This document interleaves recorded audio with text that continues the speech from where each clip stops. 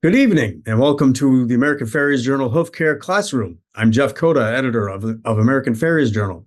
Thank you for joining us for tonight's webinar with Frank Dugan of Glue-U Adhesives. Frank has been in the hoof-care industry since 1993, dealing with adhesives and sole support materials. He's conducted clinics in more than 25 countries in various climates and situations for gluing on shoes, and understands the limitations and benefits that a glue-on shoe can have on the horse. So without further ado, I'll hand it over to Frank. Thank you, Jeff. I appreciate it. And thank you, everyone, for joining. I hope you come away with this with some little hint or tidbit that'll make your job easier. What I'd like to do tonight is just kind of go through indirect versus direct shoeing. And primarily, I'll be showing you the glue shoe, glue-on shoe, which, as Jeff said, I've seen a lot of glue-ons over the years, and a little biased here, obviously, but I think this is one of the easiest ones to put on a foot. Obviously, direct glues have their place. They're excellent. They can be time-consuming. Indirects, as the name implies, you're basically gluing onto the hoof wall, not the bottom. So the advantages of an indirect is that, number one, it's much faster to apply. I work out at a very high-end horse rescue every Wednesday, and the farrier out there, once we got our routine down, said, this is probably faster than shaping a shoe in the forge and hot fit. So, but again, it takes practice, and you've got to do that with anything you do. But not only is it faster, I think you'll see that it's safer for all involved, and I'll get into that later. Basically, what you're going to do is your normal trim and balance, and that's it. You'll dress the outer wall and glue the shoe on. So the shoe itself, if you haven't seen it before, this is what they look like. It's a rubber shoe, drilled so you can tap it if you want and put studs in. And these are the cuffs that you glue onto, all right? Now, one of the key factors for this is that they're shapeable. You shape it on the anvil, or a stall jack. And the reason you can do that is inside every one is an aluminum plate. So you can shape every one of those shoes the way you want it. They come in front, hind patterns as well. All right. In terms of sizing, we go from the mini up to a size 8 draft shoe. So it basically covers the gamut, really. But what's also nice about these is that they're adaptable. You can configure them almost any way you want for ease of breakover, a lot of different things. And I mentioned earlier, it's safer. Basically, most shoes you're gluing, you're putting to the foot, and then you're holding it for 5 or 7 minutes, even though you've wrapped it. And that, some horses don't want to give you that. Conditions in terms of footing, dirty, you're in a barn, even if it's a clean barn, there's dirt on the ground. So if you're doing a direct, you're either putting it in a boot, wrapping it in a towel. I've used diapers before to keep them clean while we're getting everything else ready. With this, you don't have to. Your normal trim and balance, put the foot down, and then go shape your shoe. All right. What's nice about this, as I said, is you're going to glue this to the foot while the horse is standing on it. And it's particularly helpful for therapeutic shoeing. You can use these shoes on riding horses. We've had them on some eventers where I would be leery and hesitant is on a horse that's very high torque. Your barrel horses, your cutting horses, anything that's spinning. They're going to stay on, but they're not going to stay on long. All right. And the other thing is these things wear, I've got one here. I had one. They will wear down to the aluminum, and that's okay. They're not going to come off at that point. All right. The rubber is galvanized to the shoe. I mean, this one here we had to cut off, and I'll go into how to get them off later because if you try rasping, you're going to be there all day. I'll tell you right now. But basically, they will wear down to metal, again, depending on length of time they're on and the type of ground they're on. But this is okay. Don't freak out if you see that because they're going to do it. It's natural. It'll also tell you where your wear patterns are. I've seen some that were just worn to the metal at the heels and total rubber up in the toe. So it's kind of a good indicator, really. But as I said, you're going to glue this on while the horse is standing. Therapeutically, it's much safer for you and it's more comfortable for the horse. At that horse rescue that I'm at, I mean, they have 216 horses. When I first pulled up there, I thought it was a high-end equestrian center. It's well funded. They got a full-time vet tech and a vet comes twice a week. So the horses are well cared for. But that said, they get them that have been abused, neglected. Probably 80% have some type of hoof issue, founder laminitis, true navicular. So it's been a great laboratory for me. But those horses want all 4 feet on the ground. They really don't want to pick one up and give you 5 or 7 minutes. So this is perfect. So you go ahead, you do your trim and balance, dress the outer wall, shape the shoe on the anvil or the stall jack, get it to fit. Okay. And that's it. All right. Well, if you're going to be doing some other things, let's go through that. If you want to set the shoe back, just cut the toe cuff out, and that'll set it right back. And then you can take this part to the grinder, and you can grind down to metal to really facilitate breakover. So that's one option there. Your other option is, I don't know if you can see that here. Let me pull it back a little. You can actually rocker them if you want to do it that route. Now, on the anvil, closing the heels, opening them up, whatever, you can pretty much wail on these things on the anvil, except if you're going this way.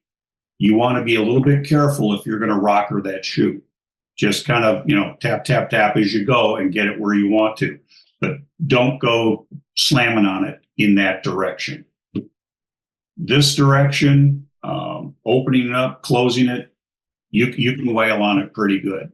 The minis, be a little careful on. Even though they got the aluminum plate in there, it's not that big of an aluminum plate. So take your time doing that one. All right.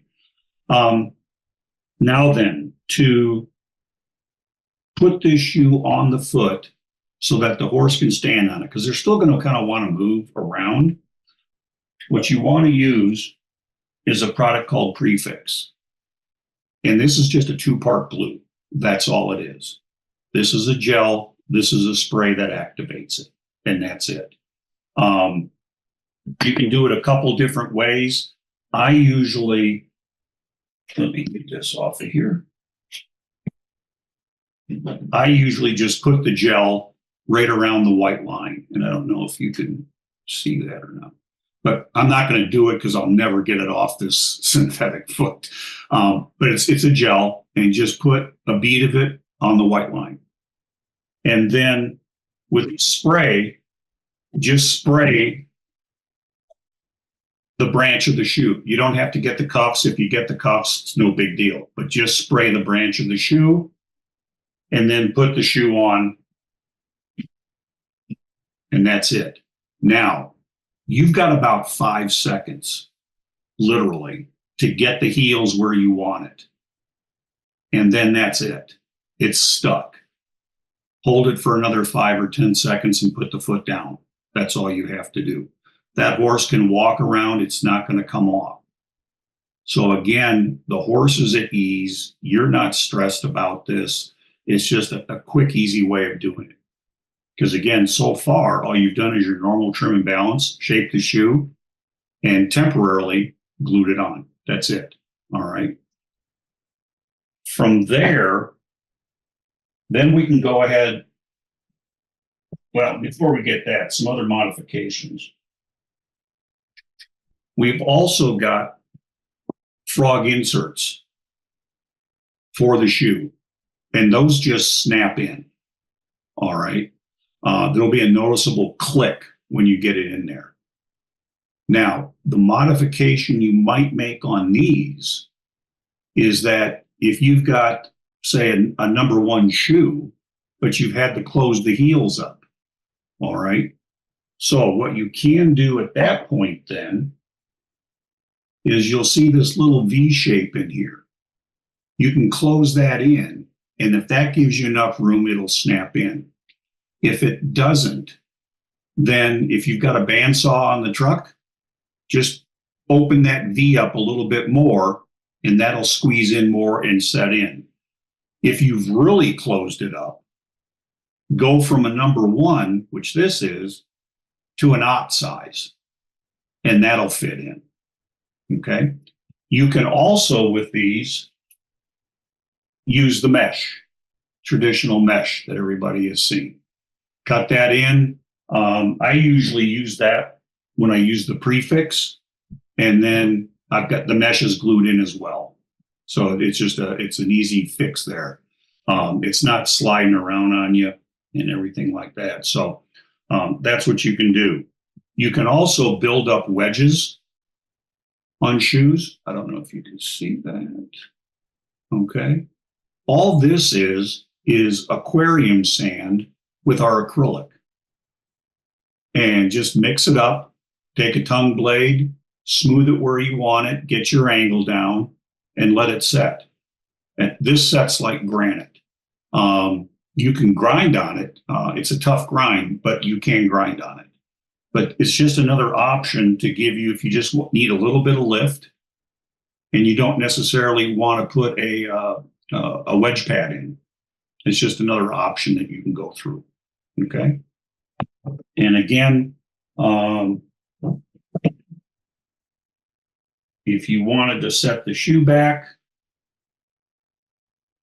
cut the toe out of it, put it on there,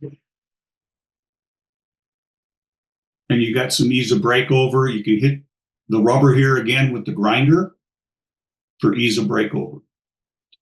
You can also come back here, get that on. You can also come back in there, and before you glue the shoe on, take that to your belt sander and check the heels on that, safe them up, and give you an area out here to clean up. So again, kind of just like a normal shoe. All right. In terms of glue, another nice thing about a direct glue is you're not going to use a lot of glue. These shoes, you can see that. Let's see. Black shirt doesn't help. Let me see. Right there. You can see the little ridges in there. Okay. That's all you want filled with glue. All right. So it's going to kind of look like that.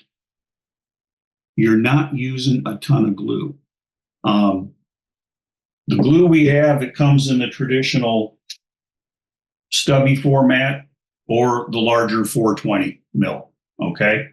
The first time I used this, not knowing what I was doing particularly, I think we put 2 shoes on and used a whole tube.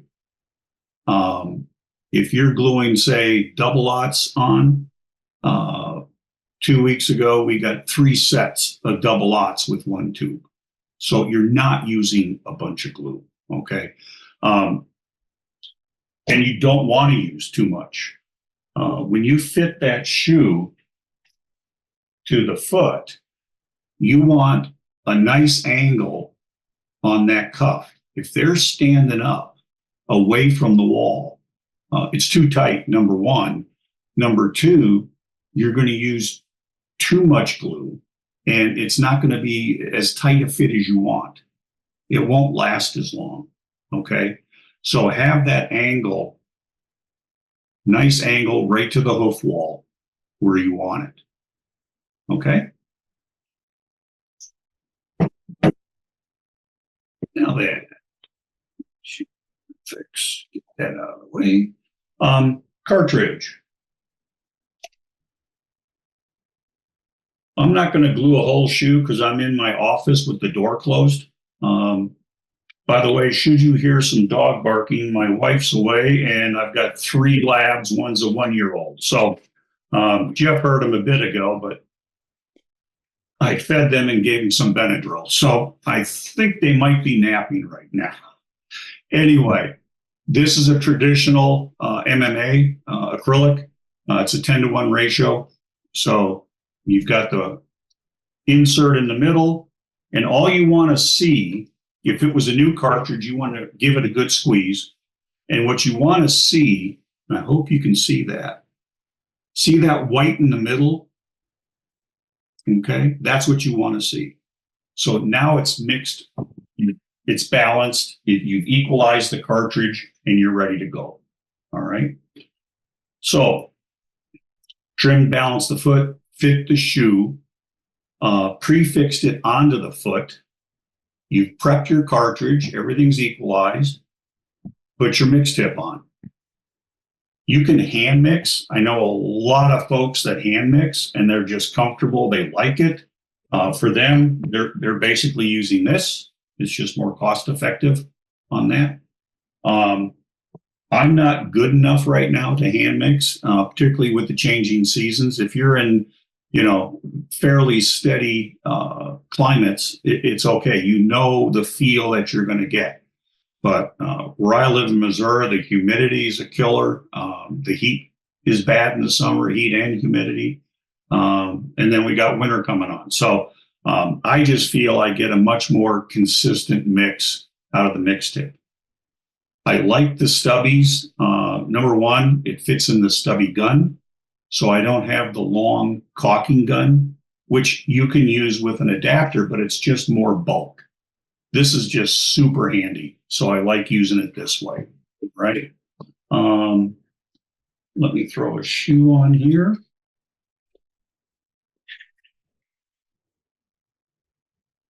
Is that the one? Okay. Now, one thing, when you start shaping the shoe, I would recommend putting gloves on at that point. You can get dirt and grease all over here, but if you get it on the inside of the cuff, that could cause a problem. Okay. I'm not going to do it tonight.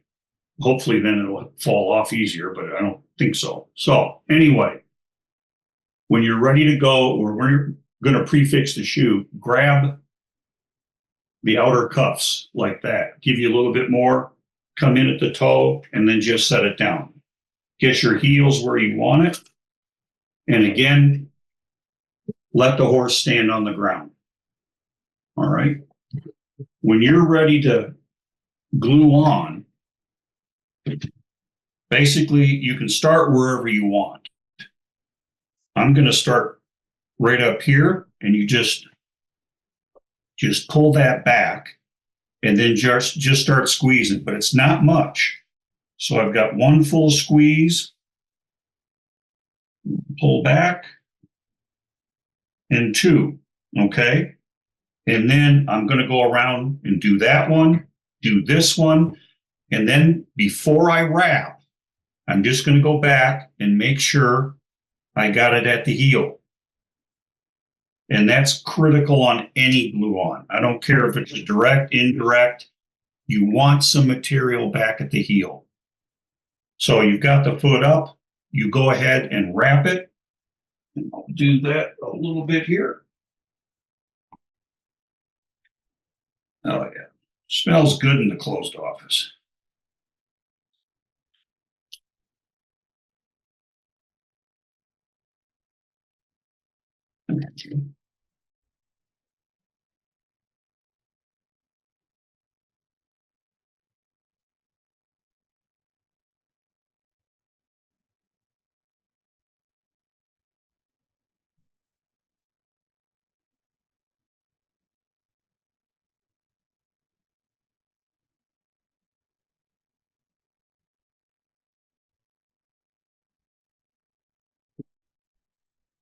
just wrapping it quick, just to show you something here. What you want to do now, then you put the foot down. And that's the only time you really have the foot up. Take your roller and just roll it to get any air you might have in there out of there. And that's it. Go on to the next foot. Trim the hinds if you're doing the fronts.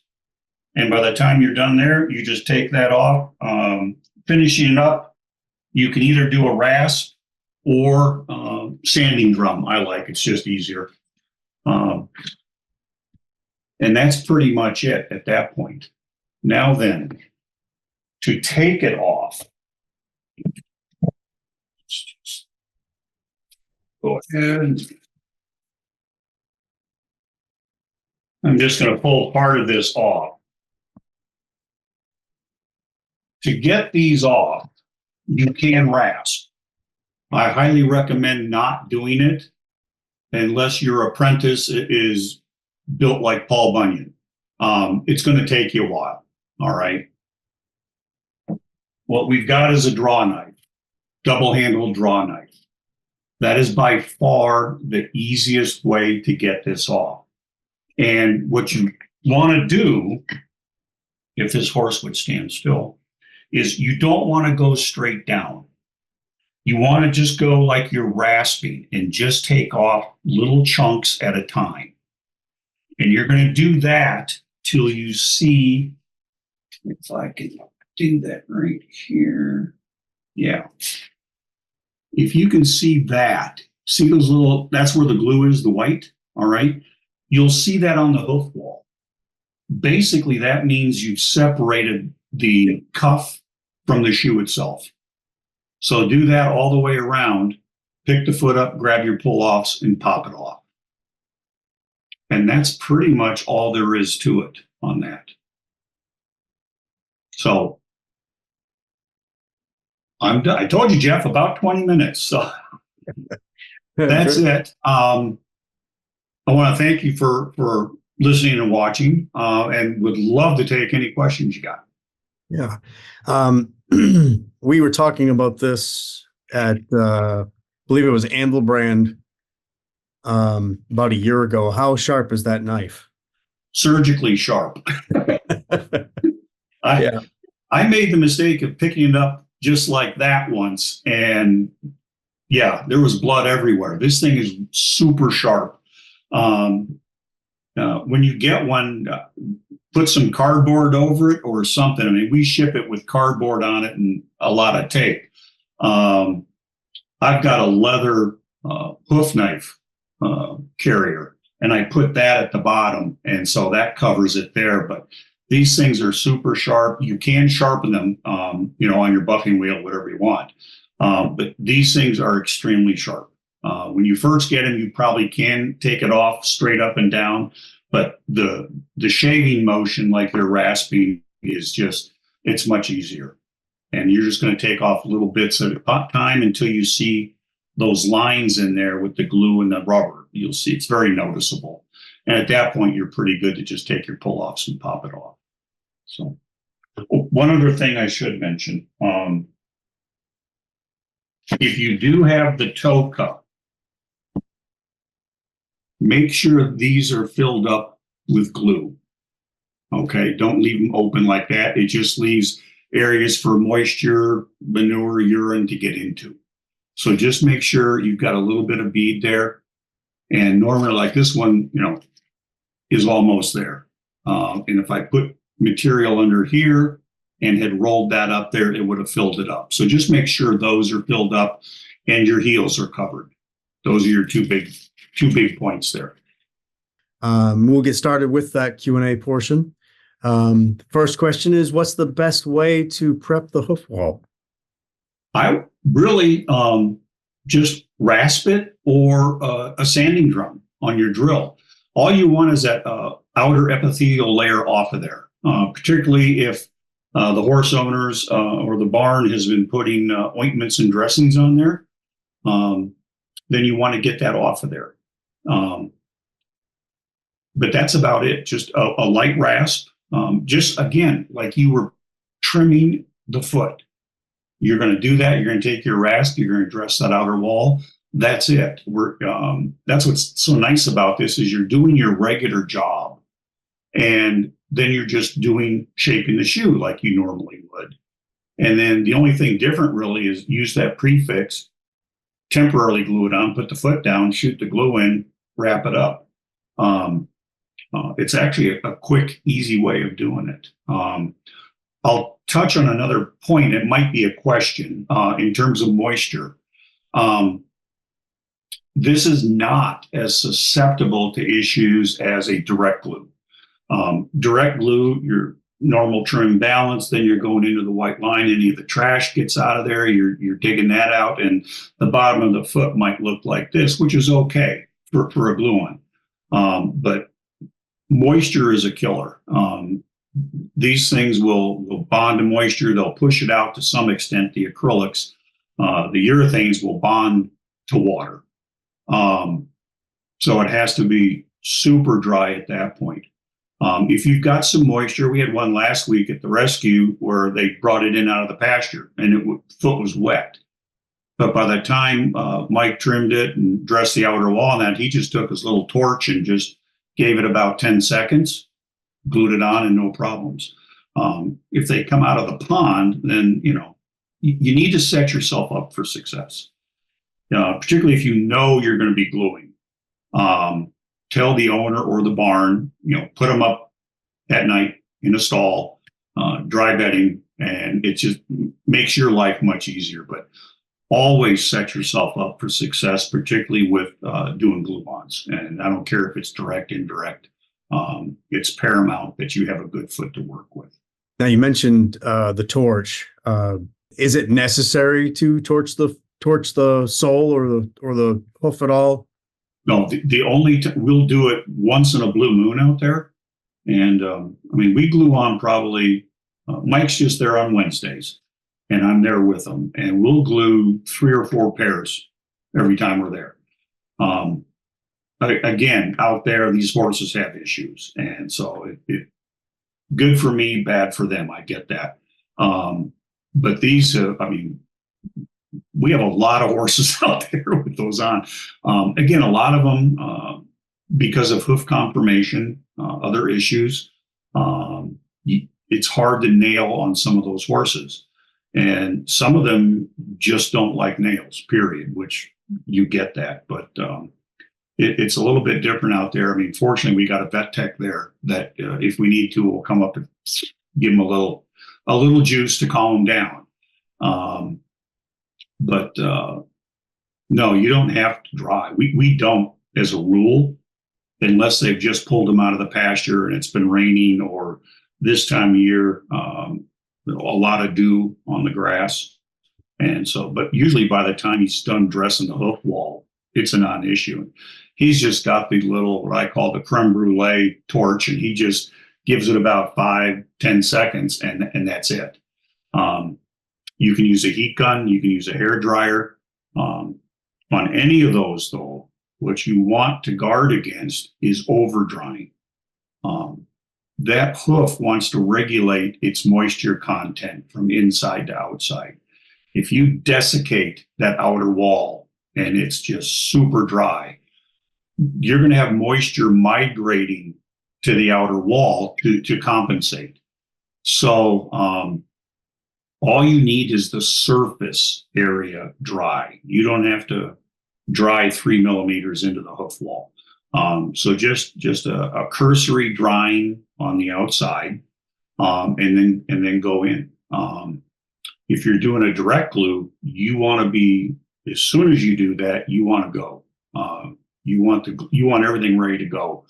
Dry it and go, because the bottom of the foot's going to replenish its moisture much quicker than the outer wall. So now you mentioned that you're using them there at that barn as a therapeutic option, but is this a good long-term option for a quote unquote healthy? Yeah, again, I'd be hesitant to put it on a high-grade barrel racer or a cutting horse, but now this rescue also, they have 216 horses, but they also do 4-H riding. They do lessons out there, everything else. And a fair amount of those horses have those shoes on. And so they're worked or ridden every day. And some of the people out there, they take them trail riding. We put one on that I'm anxious to talk to that went down to Eminence for that endurance race, which if anybody's been there, you're basically riding on jagged shale. It's brutal. It'll cut up leather pads down there. So I haven't heard anything good or bad on that. But her horse had been in those for about a year, and she just wanted to continue with that. And so, yeah, and horses that are in a straight line. I know guys that have eventing horses and that, and they have them on there. Now, those horses that are worked every day, they're going to wear down to that metal probably within, week and a half. But it's fine as long as your glue on the hoof wall is solid. That thing pretty much is not coming off unless they catch it at the heel or something like that. Right. What's the typical shoeing cycle? Out there, it's about 12 weeks. Seriously. I mean, coming once a week, Mike can only get to so many. Right. And a lot of them aren't terribly active. I mean, normal glue-ons, if you get 4 to 6 weeks, you're doing super on that point. 4 weeks with these out there is normal. I mean, easy. We normally do them at 8 or 10, to be honest with you, out there, just because that's as soon as we can get to them because there's a rotation. So. But no, the riding horses out there for 4-H and the manager out there, Christina, is ex-Olympic level rider, and she does the teaching and the riding lessons and all that. And she's given us carte blanche out there. So basically, we can put them on anything there. Now, there's some people that have horses out there that are boarding them there, and they want metal shoes, and that's fine. Mike just throws the shoes in the fire and shapes them, puts them on, hot fits them, and off they go. So it's a variety out there, which is what makes it fun. But anyway, no, you can use them on normal riding horses. That's fine. Okay. It's just those really high torque spinning ones. I would be leery of. Okay. Yeah. That was a question that just came in. Why the hesitancy for a barrel horse or a race horse? Because of the torque. Well, it'd be the higher end ones. I mean, they'll stay on. They're not going to stay on as long. That's the issue for me. To tell someone, if you're going to put them on 2 days and they're going to the barrel race, fine. But 4 weeks later, they're probably not going to be on there on a horse that's worked every day like that. It's just way too much twisting on that, in my opinion.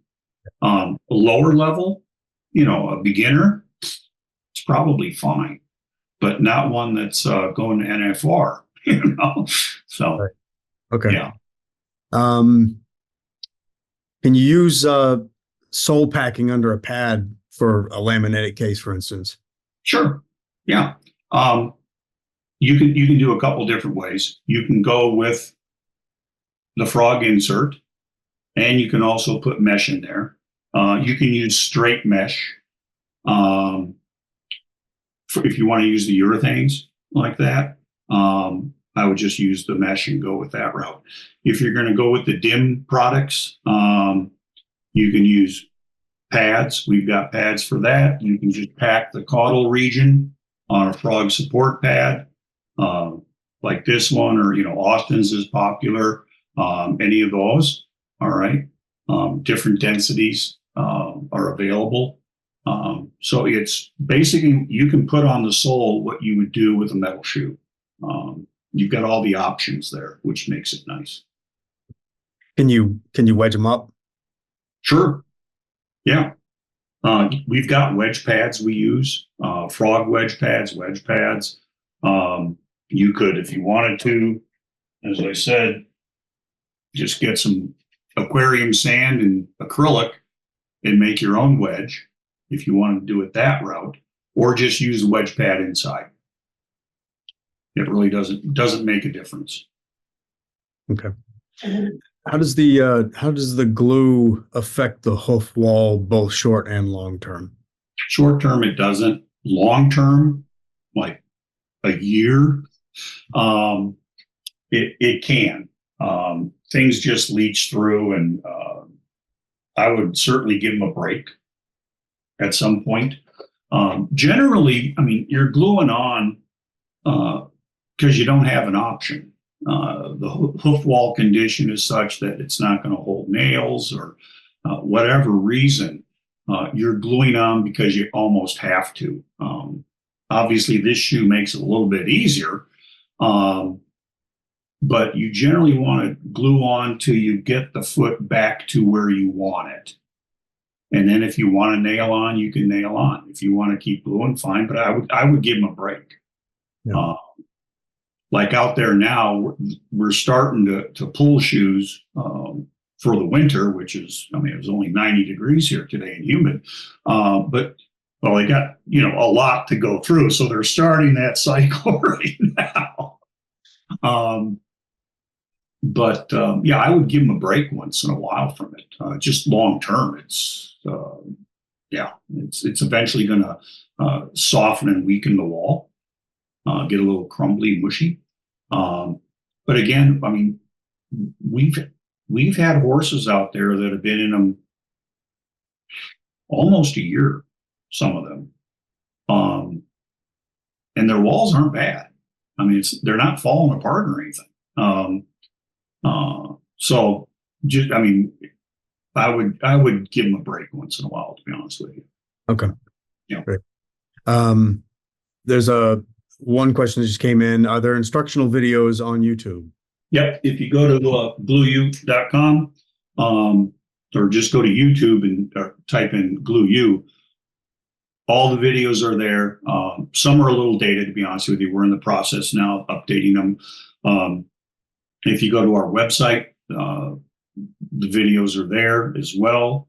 On all of our literature and the products themselves, they've got your little marker there that'll send you to a video. So, yeah, readily available. Our website pretty much has anything. And then YouTube has all the instructional videos. Those were done by Roy Barriquet down in Florida. And again, some of them are a little just outdated in terms of packaging and stuff like that. Roy likes to hand mix, and he's good at it. He's brilliant at it, but that's what he likes to do. I like to use the mix tip. It's easier for me. Great. And shameless plug, Roy did a demonstration at the summit. So if you went to the summit, you have access to the videos that we have on our website where Roy demonstrated it. Yeah. So that looks like that's the end of the questions. So I want to thank Frank for joining us tonight, and to the audience for those great questions. Thank you, everyone. I appreciate it. If you have any questions on any of this, give me a call. You can go to the website. The phone number is there. Other than that, it's 816-305-6984. And just give me a call. We'll run through everything. Okay. Thanks, everyone. I appreciate it. Thank you. Have a great night. Thanks, Jeff.